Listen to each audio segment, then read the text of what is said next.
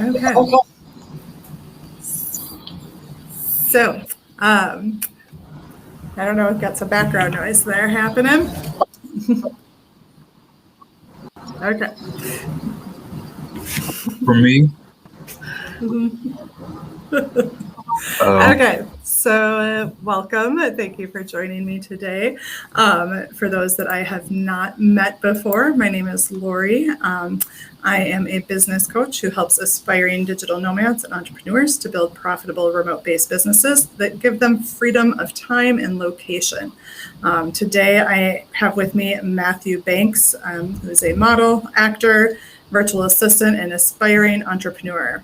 Matthew, can you just please start, I guess, by telling me a little bit more about yourself and how you came to find yourself in the VA world? yes. First, before I start though, my intro, I just want to thank you, Lori, for having me on the channel so much. But yeah, so the background that I am in. So hello, everybody. I'm Matthew Banks. I am a actor, model, aspiring entrepreneur, and a VA for coaches. And the reason I got into the VA world because my background is in news and production, and broadcasting, and so I was in it for 4 years, and I wanted to. Like I said, I liked what I was doing. It's just like I guess the 9 to 5 world. It just wasn't my like strongest, and so that's actually started my aspiring entrepreneurial journey. And So so I liked what I was. with that, I started to look out, like I guess venturing for other opportunities to like use the skills I had in video production and in broadcasting to just like step outside of news. And so I went online. I was looking for like every opportunity I can as like either a digital marketer or like video editor or like copywriting and all the different stuff. And so I end up logging to Acadium actually and was reached out to join the furlough community. And so once I joined the furlough community, I started to like develop more, I guess, the skills into digital marketing as well as video editing and just writing. And so yeah, that's pretty much how that journey started. So now I'm here today as a aspiring VA and entrepreneur. Okay, awesome. So I guess, sorry, what really led you though to consider becoming a VA? Like, so you got this start with digital marketing, et cetera. You knew you wanted to be an entrepreneur, but what about the VA space? Kind of lured you in, I guess you could say. Right, I got you. Yeah, so with the VA space, I actually really do love helping people. One, I love helping people and love connecting with people as well. And so I knew I wanted to like, I guess, help other small business owners because, as the pandemic passed, I don't know. I just have like a skill. Like I guess I knew I had skills in like I guess technical skills like with video editing and stuff like that. So I wanted to like help small business owners that obviously were struggling with that or like maybe struggling with social media or their content or like editing wise. And so it just lured me into like I can virtually help assist in any way or type of form because like virtual before the pandemic like virtually doing things virtual I never done Zoom before, like not really Zoom and all these things that just came out like after the pandemic. So I was like, okay, this is like a new thing for me also. So I was like, okay, and I mean I have a computer, what I'm saying, I guess I'm a millennial, so I know how to work a computer, I know how to work a phone, so I was I was just like, oh, this wouldn't be like a hard, skill or thing to do and to pick up. And so with my, wanting to help and serve others and then, just having my background in news and broadcasting and production, I kind of went ahead and just looked up like different, I guess, avenues or jobs that I could do. Help virtually without actually have to be in person. And so that's how I kind of pretty much stumbled on being a virtual assistant. Okay. I guess, so, getting into that space, and obviously that was a bit new for you. What kind of blockers did you face? Or, I mean, was there any type of fear? I know imposter syndrome, obviously, I've talked about that a lot before, is a big thing for many people as entrepreneurs. Is this something that you yourself found yourself experiencing? Yes. So when I first left, I guess the 9 to 5, like in news and broadcasting, I was, afraid. So because I knew like I didn't have like a strong plan of what I wanted to do. I just know I wanted to at least go into entrepreneurship and wanted to, kind of just have like a freedom of location and space and working and stuff. And so, yeah, at first when I, first started, I was, a little afraid, a little nervous, because, obviously it's a new thing. It's a new space for me. And so, so going into it, I'm a man of faith. And so I also was, praying and like seeking God to kind of like guide me, because like, I just wasn't, what I'm saying? It wasn't even that news wasn't, I guess exciting or anything like that. It just wasn't where I wanted to be and wanted to stay. And so, so going into the virtual space, yes, I was afraid and scared, but, I also just was like, okay, I'm just go with it, go, for it, go into it and just see how it would go. And actually going into the virtual assistant space, because it's been, I guess 6 months now. So I'm, still kind of like finding, a niche and stuff like that. But looking at other people and like going in the social media space and people who are other VAs and stuff, kind of intimidated a little, because I feel like, it's like, it's so many different things you could do as a virtual assistant. And then I just felt like, man, like I just feel like I wasn't like a far ahead. I'm not far ahead enough, but I just felt like intimidated. Like, man, is this like something I could really do? Like, am I really this like skilled enough to like really like work with so many different people? Like, are my services or are my like my talents, I guess, and skills like really gonna be good enough to like actually get people to pay me and to actually get work with people, So yeah, that was like at the beginning stages, it was a lot of that and just a lot of kind of like maybe just self-doubt. But overcoming the self-doubt, I more so went into be like, well, I don't want to go back to like 9 to 5. So I'm, just had to figure it out and just build the confidence in myself and like researching and reading, and kind of just developing your skill and developing yourself as a person kind of like, I guess, led me more into just like, okay, Matthew, calm down. It's okay. Like everybody, everybody's different. Everybody's skills level is, different or whatever. And like the people that want to work with you will work with you, so yeah.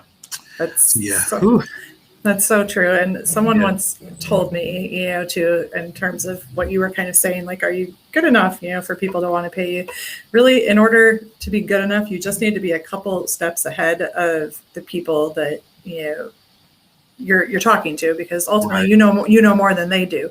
And you may not know as much as everybody, but you're not competing against everybody, right? Right. So, I want to talk a little bit about, aside from the VA stuff, because as a model and actor, you are probably pretty good in front of the camera. You're used to that, right? And as an entrepreneur, you understand the need for actually putting yourself out there.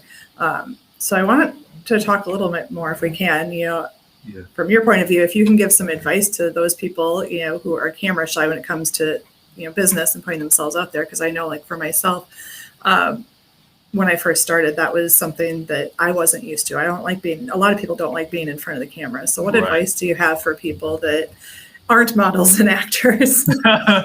Yeah. Okay.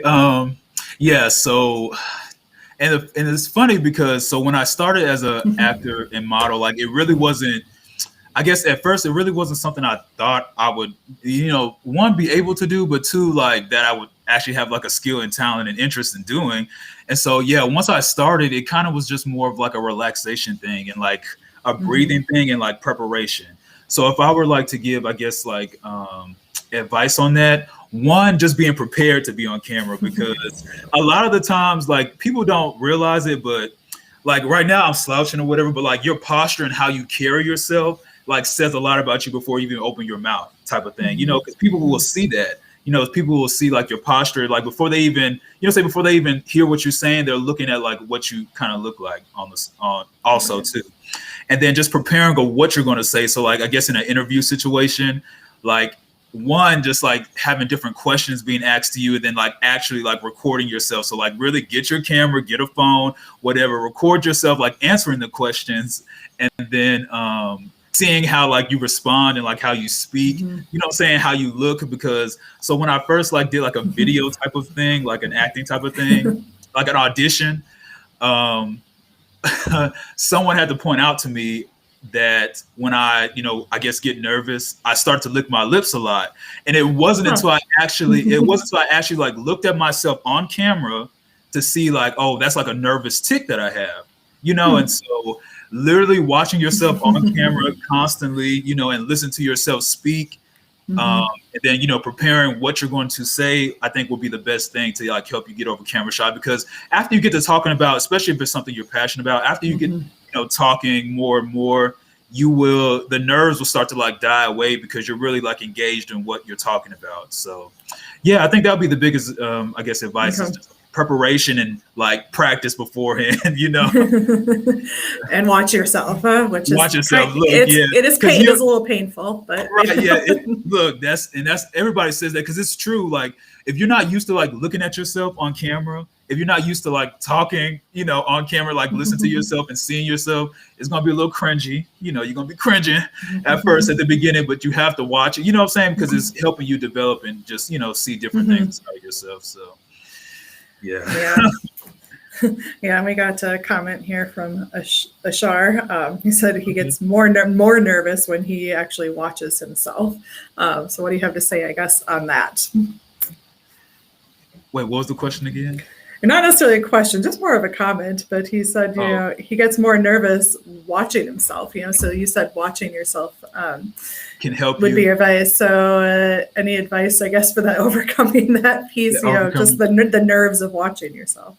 Right. Yeah. I think like when you're watching yourself, I think it's maybe just kind of like take yourself out of it. Cause like, it's a developing thing for you. And so like, if maybe at first you'd be like, okay, this is too much. I can't watch it right now. Kind of take a breath, calm yourself down and be like, okay, I'm watching this to develop myself to get better, so even though like it's tough for me to watch, let me just kind of watch it all the way through and kind of look at it as if it's gonna like help you. You know what I'm saying? Look at it as like, it's you, but it's not you. It might be more a professional side of yourself, or it might be like a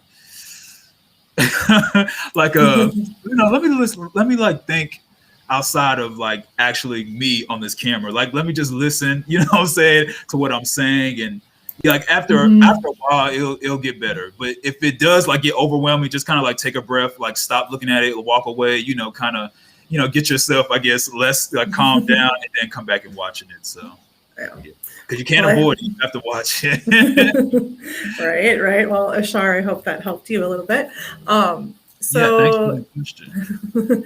So, in terms of just, like putting yourself out there as an entrepreneur and, specifically as a VA, what advice do you have for other people that are new in that space?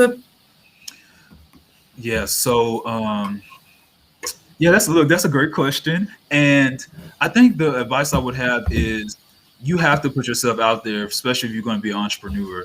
And also being like a model and actor, I mean, I guess I really been an entrepreneur / working a 9-to-5 job for like a couple years now, but it wasn't until I was like, the 9-to-5 job, that lifestyle is just not for me personally. And so putting myself out there, like I literally had to do that when I first like went into this, like a lot of looking at different opportunities, kind of like saying, hey, these are the skills that I have, like anybody need them, like look for different opportunities to maybe like intern, like intern or like talk to different people on like social media platforms like Instagram, Facebook, and then just obviously using like the internet and Google, just researching different stuff and different things that I guess my clientele or like people who are in the same industry that I'm in kind of would be at. And so it was just it's like a lot of hustle, a lot of hustle, a lot of grind. And you can't just be afraid. You really can't be afraid to put yourself out there. I know it's like tough, Right. and obviously does get tough at times, but yeah, you can't be afraid to put yourself out there, because if you don't, then you'll be in the same, situation or circumstance that you're in now, and so, opportunity will come. It's just like, are you ready, or are you willing to like let the opportunity come and accept it type Right. of thing? So, Right. yeah. So true. Well, that is great advice. Thank you, Matthew. And, I couldn't agree with you more on that. And, I guess we're kind of coming to the end of our time frame here. So is there anything else that you have to share, or any questions that you wanted to ask, I guess, too? Actually, yeah, I would like to ask you for opportunity. So I know that you're a business success coach and a digital nomad. And so for people who, I guess, want to get into maybe the business success coach phase, or at least going from 9 to 5 to entrepreneurship, like what type of advice, I guess, that you would have for them? Sure. I guess it's not going to be an easy transition. But I think, when you get to that point of knowing that it's time, there's just something inside of you that knows. For me, it was, kind of an epiphany coming back from a vacation. And I used up all my vacation time for the year. I'd used a month, and realizing that it would take me a year to be able to take another vacation. And I was just like, I'm done. I don't want to do that. So, when you reach that point of knowing that you are not going to be happy no matter what, even if you're enjoying, like I enjoyed my work overall, but I really just, the idea of being so restricted was something for me that was just kind of that like epiphany, like I can't live like this, and I just came from this beautiful location, and I could live there, but I'm stuck here. So, just advice for those that are really starting out is that take your time, don't make any rash decisions, but when you reach that point of knowing that it is time for you to do something different, start taking the steps immediately, because it is going to take you time to transition out of that lifestyle. And even consider, maybe before quitting, moving down to like a part-time type position, so you still have some income coming in. Don't leave too soon. As much as you are motivated to do that too, that's just one other piece, because I do see people doing that and then they end up having to go back. I did that myself. If I'm being honest, I left and I ended up having to go back just because things didn't take off as quickly as I had hoped they would. And I, would not wish for that on anybody. So really just when it's time, it's time, but make the preparations before you actually step away.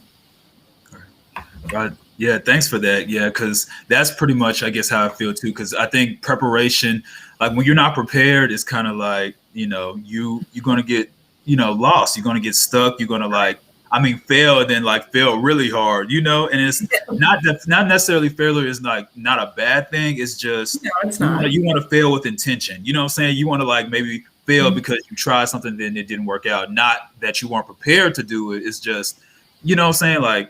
In that way, in some form. So I like that. Fail with intention. Fail with intention. Because when you fail, you obviously learn from stuff. So I don't think failure is a bad thing. It's just make sure you're prepared to when the failure comes, you have a pivot, to kind of go into something that obviously will improve you and help you. So yeah. I like to call it failing up. Right. Oh yeah, that's good. That's good. So awesome. Okay. Well, thank you for that, Matthew.